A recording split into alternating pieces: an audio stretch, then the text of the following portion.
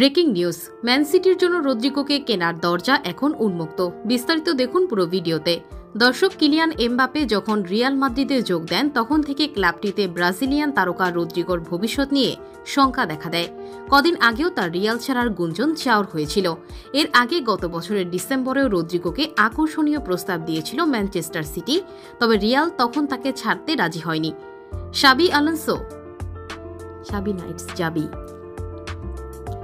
Xavi Alonso Real মাদ্রিদের দায়িত্ব নেওয়ার পর দলের স্কোয়াড ঢেলে সাজানোর উদ্যোগ নেওয়া হয়, যে কারণে খুব শিগগিরই দলের 5 ফুটবলারকে বাদ দিতে যাচ্ছে ক্লাবটি। এই তালিকায় রদ্রিগো ও এনরিকের নামও রয়েছে।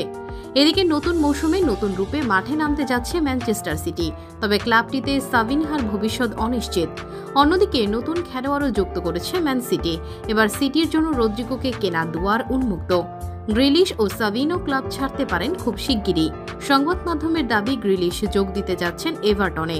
অন্যদিকে সাভিনহাকে দলে নিতে চায় টটেনহ্যাম। তার জন্য প্রায় 60 মিলিয়ন ইউরোর প্রস্তাব দিয়েছে ক্লাবটি।